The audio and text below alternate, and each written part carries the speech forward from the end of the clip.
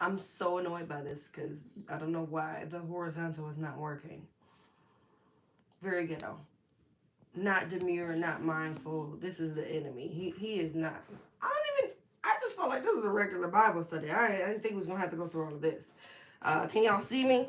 It's not gonna be the way that I would like for you to see me horizontally, but can you at least see me? Because for time constraints, we gotta get this party started. So we're just gonna have to be vertical today. I'm still waiting on it to come, so I don't see anything. Okay. Let me know when y'all can see me, and then I'll get going. Mm.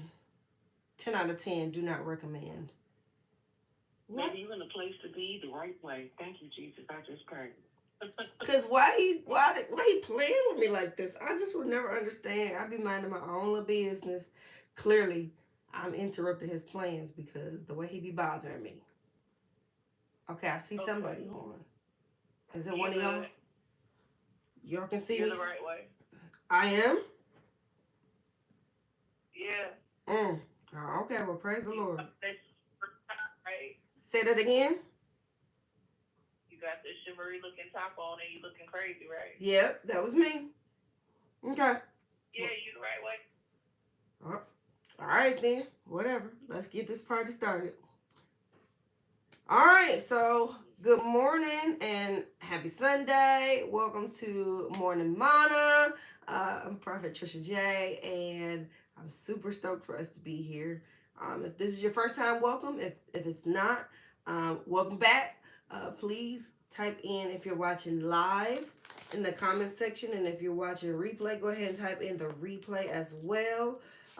Today we are going to be going over Nehemiah chapter 10. And so I love this book. When I tell you this book has been so good, it's so rich. We are on chapter 10 and we got 3 more chapters to go. This is a crazy whirlwind of a book because I've always just studied it from a leadership perspective. Okay, and so I was asking y'all if y'all wanted me to teach on uh, leadership lessons from Nehemiah, because then that would stretch us out to 4 more weeks instead of 3 more weeks. So drop in the comments if y'all want leadership lessons from Nehemiah. Obviously, this is like, where we just dig into the word. So we can always say that for another time. I'm totally fine with that as well. But for chapter 10, this is well, let me just catch y'all up. Okay, let me catch you up because what we have been doing is we see that Ezra has built the church. Okay, he's rebuilt the temple. These people, these children of Israel, have been in captivity for 70 years. Okay, so we are almost at 100 years, and after 100 years, nobody knows nobody. Okay, it's a whole new generation. We're starting off fresh. This is why we say nothing is new under the sun, right? And so we're 70 years into captivity, and the king of Susa, yeah, there we go. I don't know, my brain just was like pause. The king of Susa decided that he would let the people go back home. They were still slaves. They were still being like held captive. Okay, he allowed them. He was gracious enough to let them go home. Some people stayed. We know that the prophet Daniel stayed. He chose to stay in Babylon for the rest of his days. We know that Esther, the queen of Susa, she chose to stay. Mordecai, of course, he chose to stay. They were now working in government for the people. Well, Nehemiah was a cupbearer and he chose to stay. Ezra, Ezra and the book Nehemiah technically used to be one book like this. They was together, okay? I don't know why we separated them because the story is one. Okay, so Ezra goes, he does the work, does the thing, he rebuilds the temple. Word gets back to Nehemiah, the cupbearer, that home is toe up from the flow up. Okay, home is not looking good. Home is not what it used to be. And so I'm sure some of the elders, just go ahead and block them.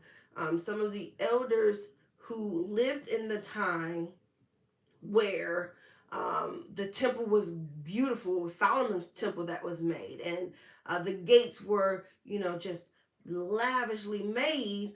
Are back home and seeing what the land has come to be 70 years later. Excuse me. It's run down. The walls are trampled. There is, no gates, and the temple is not what it used to be, but it's rebuilt. So we're okay. We are okay. Minister Tiffany, you can just go ahead and block them, because if they can't say anything nice, they can just get blocked, and they don't have to be on. Okay. So Nehemiah comes. He assesses the land because he has been troubled. His king gives him permission to go do the thing, and he comes and does the thing. Nehemiah is a project manager now because he has permits, he has human resources, he has God on his side, he has the king on his side. He is here to do a work, okay? He comes in and he does the work, and he has people who do not like the work that he's doing.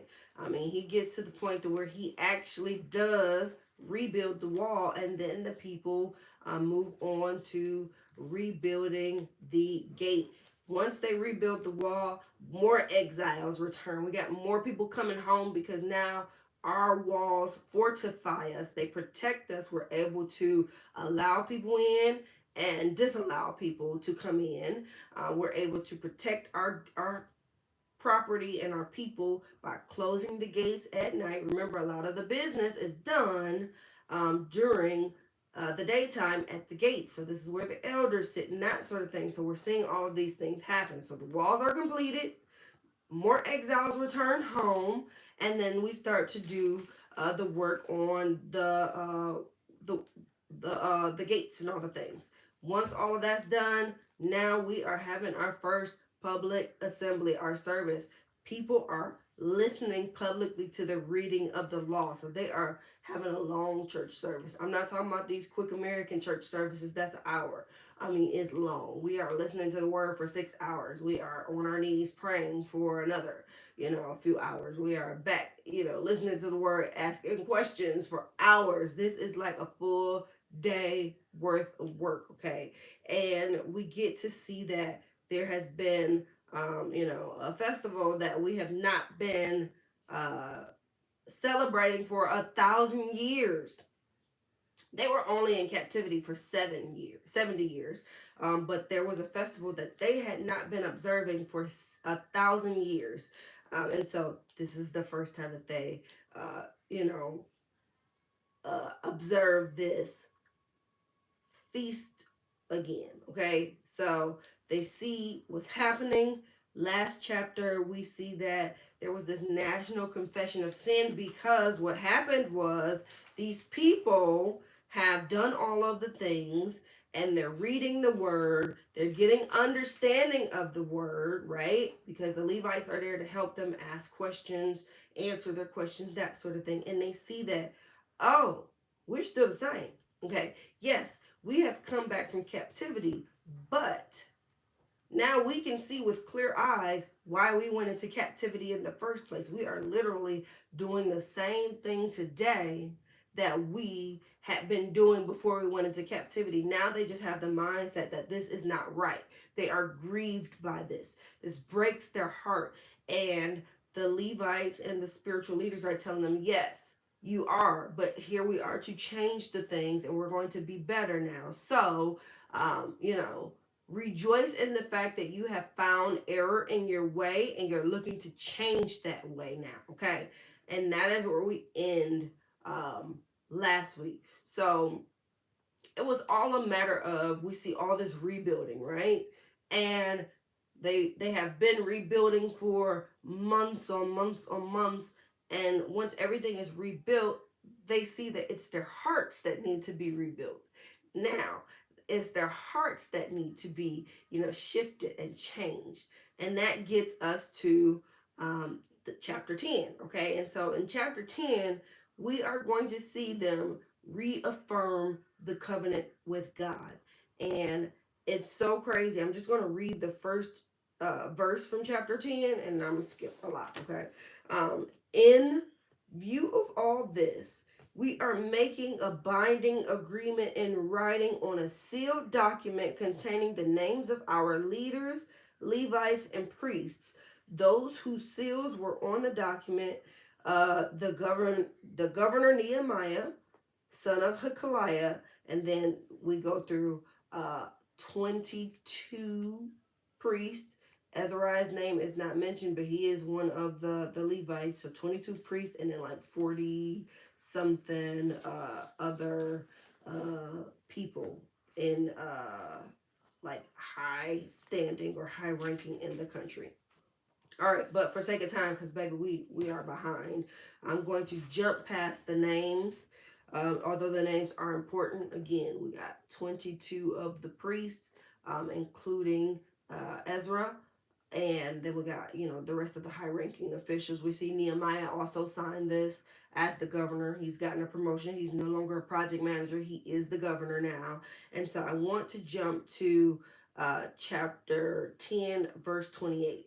The rest of the people, the priests, the Levites, gatekeepers, singers, and temple servants, along with their wives, sons, and daughters, everyone who is able to understand and who has separated themselves from surrounding peoples to obey the law, join with their noble brothers and commit themselves with a sworn oath. This oath actually means curse, to follow the law given through God's servant Moses and to obey carefully all commands and ordinances. So what they're saying is we're going to follow the Torah.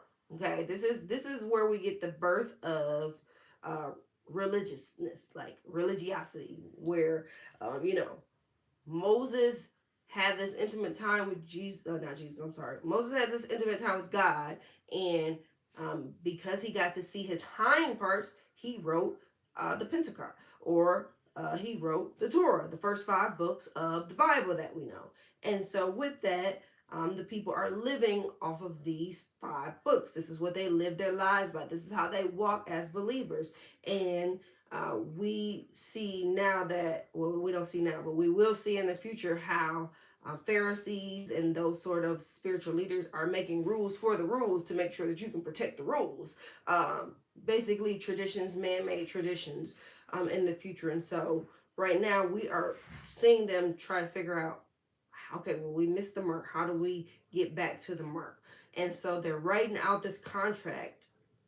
And this contract is really saying, like, okay, if we don't keep our promise, here's the curses that's going to happen. So that's why it's a sworn oath, but we call it a curse. Okay, it is a curse in the oath. Okay, so if we don't follow this oath to the T, this is what's going to happen. And these people are willing to accept the curse if they don't keep the oath, is what they're saying. Okay, and so from there, I just want to call out, these people are in unity, and the church needs to be in unity. One band, one sound. Okay, not the division, not all of the denominations. One band, one sound is how we should be. Okay, that is what the Lord is requiring of us. And so I want to, I'll go to verse 30, because now we start getting into the details of the vow. And I won't read all of this, but I just want to go into a couple things. Okay, so verse 30, we will not give our daughters in marriage to the surrounding peoples, and will not take their daughters as wives for our sons. When the surrounding people bring merchandise of any kind or grain to sell on the Sabbath day, we will not buy from them on the Sabbath or holy day. We will also leave the land uncultivated in the 7th year, and we will cancel every day. Okay, so the first thing is, who you marry matters. This is something I talk to the women about all the time. Whenever I do Wife Academy, we talk about this. Okay, maybe I should bring Wife Academy back. It's been on my mind lately. But who you marry matters. Okay, and so I think that many women in these times think that they need to prove that they are a good wife by showing them things that they can do as a wife when they are not a wife. And that's not how that works. Okay. The math is not mathing. That is girl math. That is bad math. Okay. That's not God math. Because you show a man that you can be a good wife by being faithful to God, by honoring his commands. You don't do the things that he should be getting as a benefit of, cutting covenant with you before you cut covenant. That's not how that works.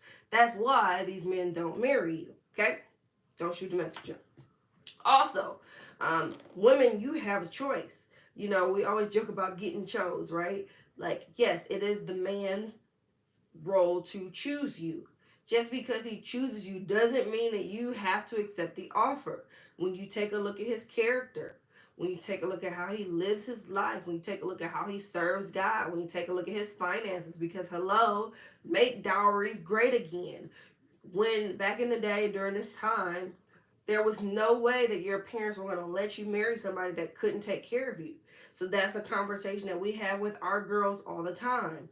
There is no way that I'm going to tell you, yes, I give you permission for this little knucklehead to marry you when he can't take care of you better than your dad can.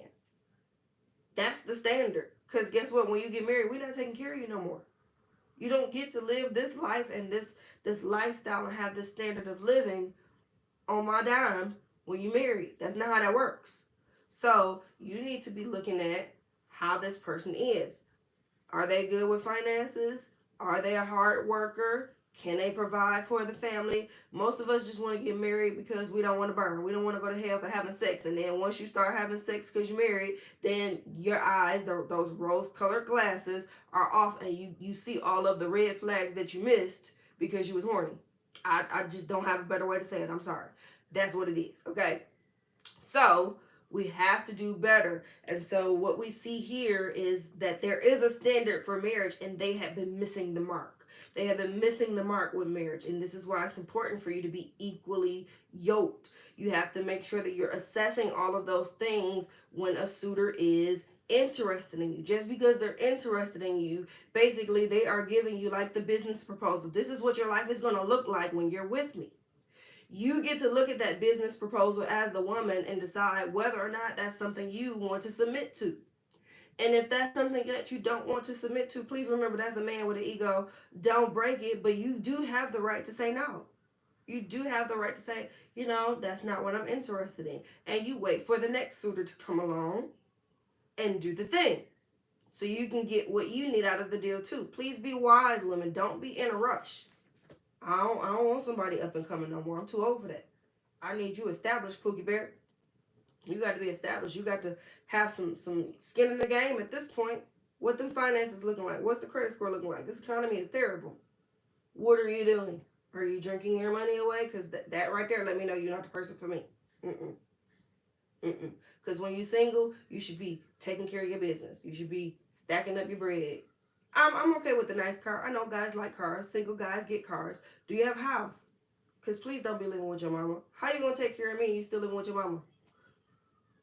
Boy math, that just doesn't add up in my head, okay? So we're seeing them trying to figure these things out and make sure that they don't make the mistakes that they were making previously in marriage. And the reason why they got into a lot of the idolatry that they got into was because they married people God told them not to marry. Okay, so God is clear on who you should marry and who you shouldn't for a reason. And the reason was to protect them from going into the ways of the world. And this is where Solomon, the wisest man in the world, fell. He was so wise, but he let his fleshly desires get the best of him, that he had 1,000 wives. And those wives were able to pull him away from God. And we see in Ecclesiastes where he kind of turns his life around and he's like, dang, he has a more sober view on life where he's still wise, but now he can tell you certain things based on experience and the mistakes that I've made. It's literally one of those books where it's like, do as I say, not as I do. Like, I made the mistake, so you don't have to. And I think that a lot of us discount how valuable that is. Like, I am appreciative of my mentors who have made the mistakes and paid the price and got the punishment from the Lord. And they're like, guess what? You don't want to do that. Let me help you out. Here's the abridged version of what happened. This is what this means for you. You should probably take this way. That is important. Okay, and so we're seeing that here. Your spouse matters to God. Who you marry, it matters to God. And so I love that we call that out. The next thing that I wanted to make sure that we called out is that um, they're reinstating, and we see a lot of this. So we have seen renewed dedication to the word, right? Because what did I write down? Excuse me. We start this chapter reaffirming the covenant of God, right? But now we've witnessed a renewed dedication to the word. They're assembling together, they're reading the word. The Levites are coming and helping out to make sure that they understand the word. The leaders of the household are coming to make sure that they understand the word so that they can teach it to their family in the household, because that's what head of households do. You got to make sure you understand so that way everybody in your household understands. This is a standard that we live by, okay? And they're able to give it what do you call it, chapter verse by chapter and verse, like find it in the scripture. I can show that to you. And so then we see renewed worship, because that's important. You got to be worshiping. They've rebuilt the temple to worship. We see reconstruction of the wall. We see reestablishment of the priesthood. We see reintroducing of the people because they're coming back home. But we see renewing of the covenant. And so now, as we're renewing the covenant, openly and honestly saying, if we don't accept this, we will accept the curse if we go back to our old ways. A lot of us are in the curse part and don't realize it. You be like, dang, I didn't even realize I broke the covenant. This is why, okay? And so now we get to the part where honoring the Sabbath is important. Even for us. That is a New Testament covenant we still are supposed to be honoring. When you honor the Sabbath, there has to be a day of rest. And I thought it was really, really cool to call out that, when we got to verse 31, not only did they say we're honoring the Sabbath day, we're not going to be doing business on, whatever their Sabbath day was, which technically is Saturday, right? Or Sunday, whatever day you choose. Like if you're in the beauty industry, they usually close on Monday. They honor the Sabbath. Chick-fil-A, I'm not a fan of the chicken these days, but they close on Sunday. Like, guess what? We'll get back to you the next day. And actually they make more money that way, closing. So like when you see your beauty professionals that have their books closed on a Monday or Tuesday, they're actually participating in the Sabbath. They need a day to rest. Also, they need a day to be able to, handle some business, because while they get you pretty for all your events on Fridays and Saturdays, they have not been able to get pretty themselves. They have not been able to run errands, get groceries, do anything for their household. So it's important. Honestly, I think if they took Monday and Tuesday off, it wouldn't be bad, because those are usually slower days when it comes to beauty services anyway. You know, overall at least. So there's that, okay? So we see that the Sabbath needs to be honored. There's no business or selling of grain or anything on the Sabbath day, because we need a day to rest. We too need a day to rest. But also, I thought that this was really, really cool to call out, because he says, we will also leave the land uncultivated in the 7th year and cancel every debt. So there's this jubilee that's happening, right? Because all the debts are being canceled every 7 years. But I think the piece that we miss is that these farmers have to work really, really hard, right? And so on the 6th year of harvesting, they're harvesting everything that they can that's going to sustain them for 2 years instead of 1. So usually year 1, 2, 3, 4, 5, and 6, we're harvesting every year, and then we're planting seed again for the next year so we can pull that harvest at the appointed time. What they're saying is on the 6th year, we are not going to put seeds in. We're going to leave the land uncultivated. We're not going to do any work. They trusted God enough to provide for them in that 6th year to where they could take a Sabbath for a year, which we call a sabbatical. And taking that sabbatical gave not only them an opportunity to rest, but the land an opportunity to rest. And God would cancel all debts to kind of lighten the load and lessen the burden of that time. So I just thought that was really, really cool to call out because, we live in a very commercialized capital, what do we call it? The word is escaping me. Everything's open 24 hours, 7 days a week. And then when COVID happened, things were getting shut down. And we didn't like it. You didn't like that. You couldn't just get up and go in the middle of the night somewhere. And so now things are starting to get back into it because capitalism, there we go. One thing about America, they like to buy. They like to buy some. We're going to buy some things. Even if we don't have the money, we're going to buy some things, okay? And so that perpetuates a system that God is not pleased with because you have to rest. You have to allow and afford people the time to rest. People are working these hours in these jobs because they need a place to stay, because they need food to eat, because they need to take care of, their family. And, we as the customer typically don't care because, well, you open, so I need this and I'm going to be a jerk about it. And we need to do better in that respect. Okay. So I want to touch on one more thing before we get out of here. And so I'm just going to read until I'm done and then we'll go over the points. We're going to go to verse 32. We will impose the following commands on ourselves to give an 1/8 ounce of silver yearly for the service of the house of God, the bread displayed before the Lord, the daily grain offering, the regular burnt offering, the Sabbath and new moon offering, the appointed festivals, the holy things, the sin offerings to atone for Israel, and for all the work of the house of the Lord. They're saying that we are going to support the church financially, okay?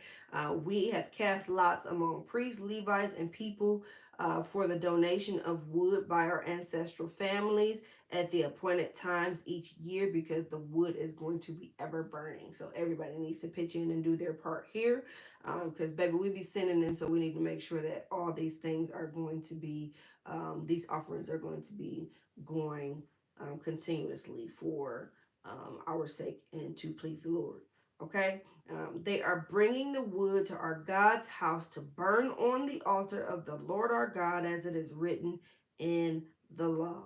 Okay, we will bring the first fruits of our land and of every fruit tree to the Lord's house year by year. We will also bring the firstborn of our sons and our livestock as prescribed by the law, and we will bring the firstborn of our herds and flocks to the house of our God, to the priests who serve in God's house.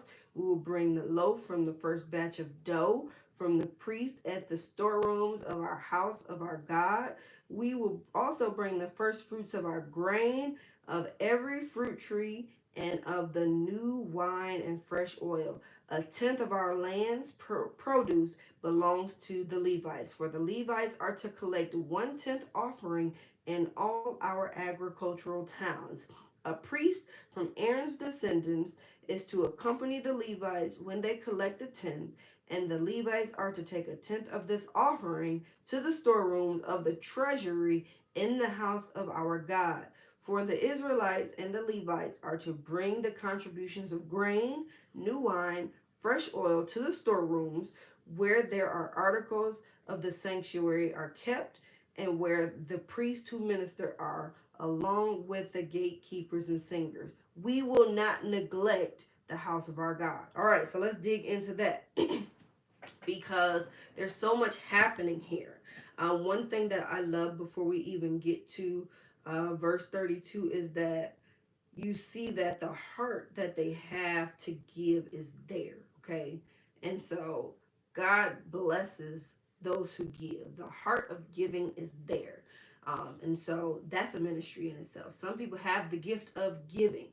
And I love that because it's not about what you give to is really about the heart that you have when you give. And so right now we are in a space where a lot of people have mistrust for the church, because yes, you should be giving, but also we see a lot of church clergymen living way better than the people that are giving, right? And so there's this distrust there, because I am pulling into the church on E, gas tank on E, trying to, figure out how I'm gonna get home. But I came to get this word, and then you pulling up in a Bentley, and you got a compound, and those sort of things. So that is a thing that is, an issue for people right now. And I just wanted to call that out because I see it. That's why I did not get a building. And when I got ordained, I was pressed to get a building. Like, they were pressing me, like, you need to get a building. You need to get a building in Pontiac. And I'm like, for what? That would have been a cash pit. I would have had to beg for money all the time. No, I'm never going to beg for money. If my business can't afford to pay for it, I will not be doing it. And that's where a lot of people get caught into how things look. I'll get a building when the Lord says it's time to get a building. I'm not going to get a building so you can feel like ordain the right person, and you can brag and say, yeah, I got this many ministries under me, and we got a building here, and we got a building there. I'm never that girl, so I always look at intentions. But I was just like, Lord, what do you want me to do? And he was just like, yeah, no, we're not going to do that right now. And I'm grateful that I didn't fall into the pressure of, listening to other people, spiritual leaders, because that's a lot. That's a lot of money financially. And so then I would have been stuck paying them bills with my job money, hoping that y'all would actually show up, because most people don't even be showing up to church. So there's also that. I love that in this time, as they're renewing their vows to God, they're conscious that, guess what, if we don't do these things, there's going to be a curse. They are having to reevaluate their lives in different areas. So they're reevaluating their business lives, they're reevaluating their personal lives, they're reevaluating their economic lives, they're reevaluating their social lives, because remember, they can't just hang out with anybody, and they can't just marry anybody too. And then they're reevaluating their their spiritual lives. So business lives, personal life, economic life, social life, spiritual life. And in these 5 facets of their lives, they are able to draw closer to God with less distraction. And we see that in verse 29. So I wanted to make sure that I called that out. But they have consciously made this decision to support the church after they've reevaluated every facet of their lives. And the church does need your support. We cannot survive without you. We just cannot. The things that I do, the blessings that I give to people are because of the gifts that y'all give. Outside of, the things that I do just on my own. And so I love, this is where I hope this is where I get first fruit fasting from, right? And so we are literally right on the cusp of a first fruit fast. We fast the first 3 days of every month. We've been doing so since like 2015-ish. And so this is where we give the Lord all of our time. We turn over our plates. If you would eat lunch, that sort of thing, you would be donating your lunch to someone in need, or, this is where like the paying it forward in the Starbucks line comes from, or, just grabbing somebody's tab at a restaurant. You are being a blessing to others while you are turning down your plate. Okay. And so the idea of the first fruit giving for them is to give your very best. Okay. You not only do you give a tenth of everything to the Lord, which is a sacrifice, you give the very best of it to the Lord. So think about the sacrifice that they were making here, because they're giving the best of their crops, they're giving the best of their herds and their stock, and then also they're giving the firstborn. Okay. And so of course that means a dedication, just like oh God bless America, Samuel, I feel like it was Samuel. Yes, it was Samuel, not Samson, where his mom believed God to have him, and she was just praying on the altar, And the priest thought that she was drunk, and she's like, no, but my heart is grieved. Like, I'm believing God for something, and I ain't getting it. And when she finally did receive her promise, she brought that baby back and was like, remember me? Your girl is back. And God answered the prayer, okay? And she gave her child to the priest to, this is my sign to God that I thank you for honoring my prayer, for, bringing my promise to pass. And she would only see him every year when they would go up to pray, and she would bring him clothing. Like, I think he's about this size now. Just guesstimating, because mamas be mama, right? Guesstimating and giving him the clothes. She literally gave that baby to the Lord, and he was a prophet unto God for a very long time. And so when it comes to our first fruit fasting, I mean, our very best selves is still filthy rags, right? But we are giving everything of ourselves to God. This is where we are turning it on our plate. We're not on social media all day. Like, you are giving God your time, your attention, your finances, your appetite. Like, Lord, here am I. And so I always encourage you all, write out a key scripture that's going to anchor you, because you're going to get hungry. Write out things that you're believing God for during the fast, because you're literally giving him your very best. And so we see them operate in the first fruit giving. And you have to think about the sacrifice that this is. This is not easy, because they're giving the best. Okay, not just a tenth, but the best. So they're giving a tenth and the best of what they have. They're giving, sheep or cattle without spot, wrinkle, or blemish. Fruit, that's heavy, because now we got to carry this tenth to the temple. Okay.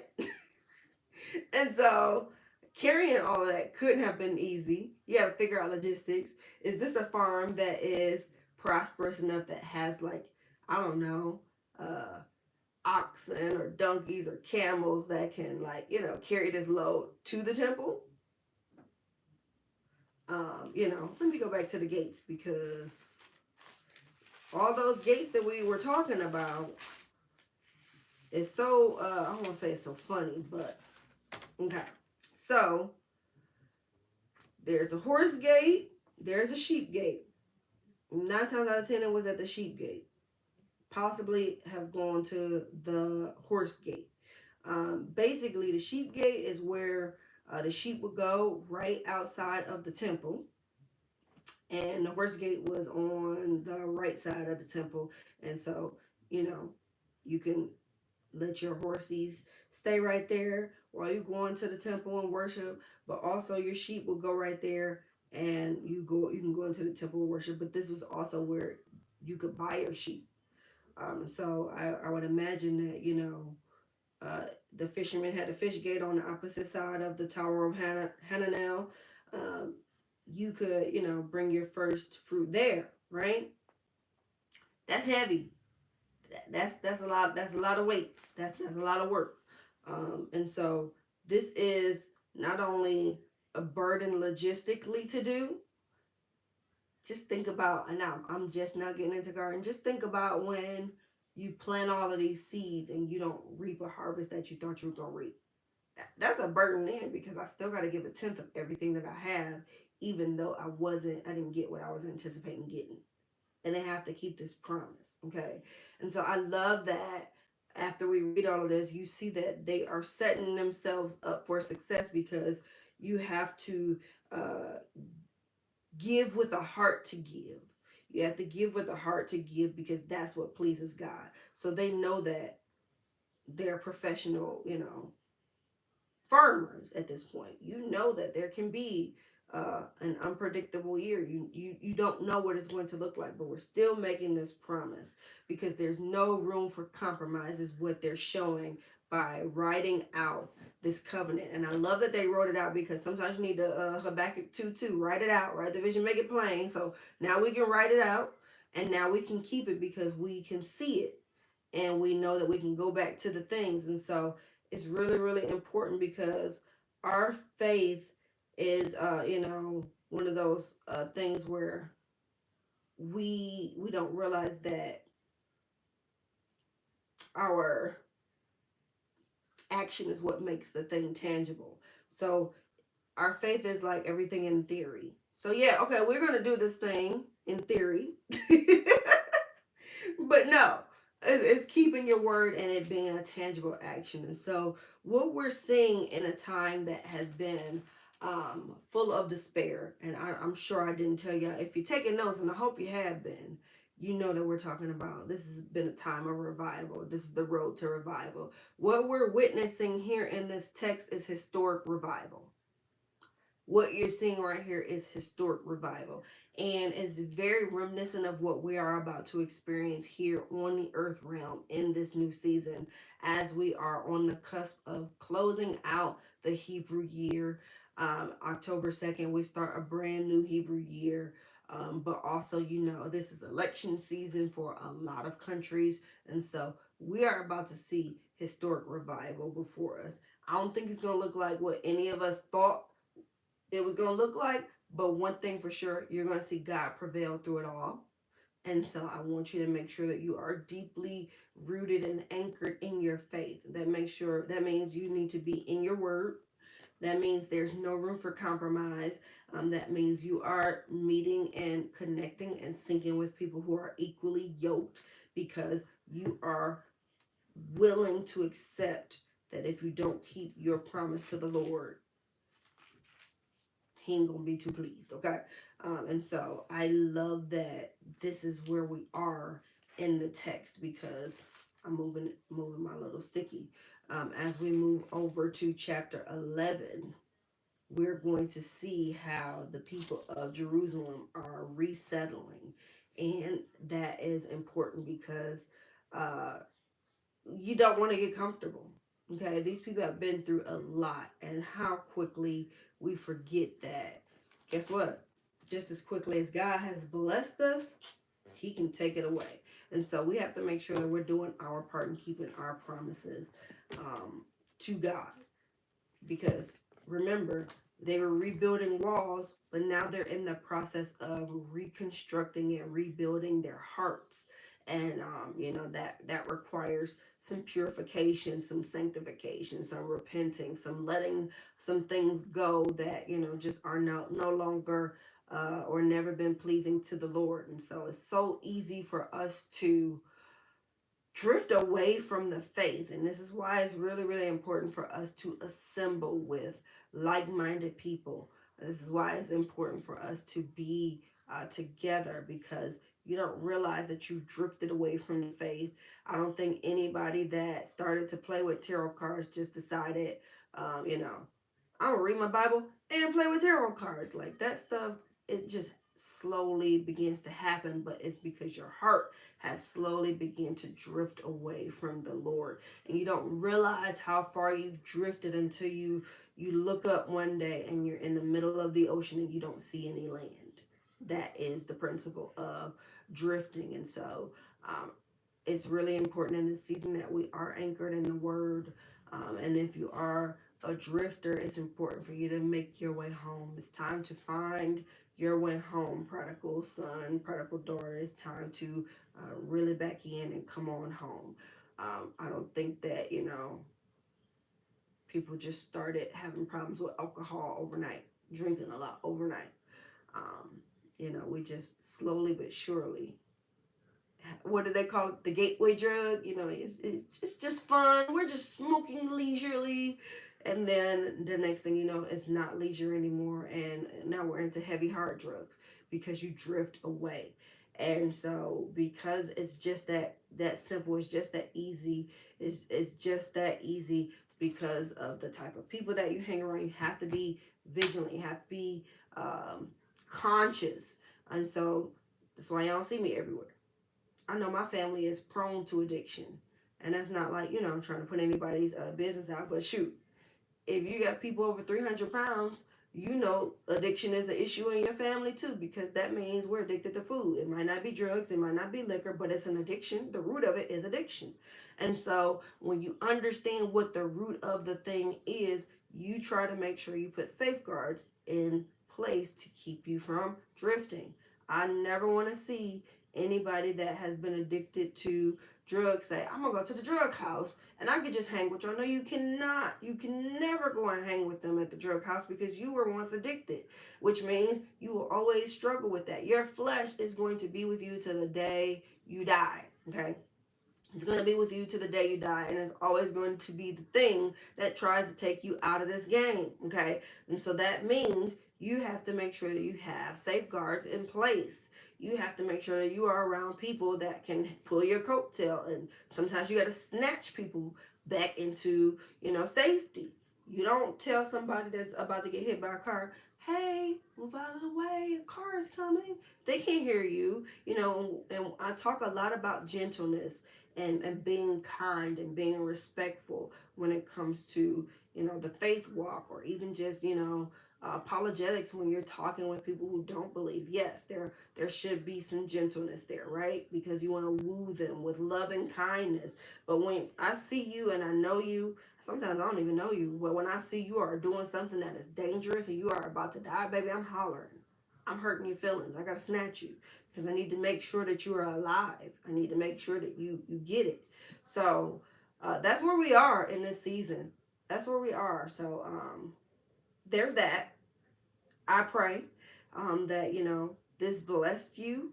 I hope that you take some notes. Share. Do me a favor. Share this with some people. I can't do ministry and fund it and market it and do the things without you. So you sharing is a big deal. It helps. It does. Because it's a lot of time and effort that we put into these things for sure. So we will be I'll be back on tomorrow because we're fasting. So tomorrow, I'm just thinking about the kids' schedules. Okay, 7 I should be on. Because we got band camp, we got robotics, and then we got CNA program. So that's not even my schedule. That's the children's schedule. So I had to make sure I was saying it right. So we will be on tomorrow night at 7, Monday night at 7, and Tuesday night at 7. And then that's it. So I always go on the night before. We're fasting October 1st, 2nd, and 3rd. We are turning over our plates from 6 a.m. to 6 p.m. Or we're doing all liquids for the 72 hours, just water.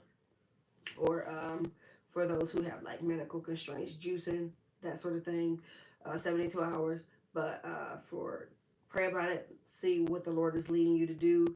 6 a.m. to 6 p.m. we turn over our plates. We don't eat anything. We break our fast with just vegetables. You're a vegetarian for 3 days, basically. Okay. It's a good way to cleanse your temple. It's a good way to just clear out all the noise and hear from the Lord. And if you want any more information about the emails that we send, you can email me at admin@asktpj.com. Thursday, Minister Tiffany will be on Facebook Live teaching. Saturday, Pastor John will be on, I don't know, 1 Corinthians 11? Is it 1 Corinthians 11? Where are we? Oh, you know what? My bad. It's been a long day. Yeah, Saturday will be 1 Corinthians 11. We're covering in Bible study. So I hope this time blessed you. I love you. I hope you have a super great rest of your day. We'll be back on tomorrow night so we can talk about what the Lord is doing in this new Hebrew year we got coming. Okay, bye.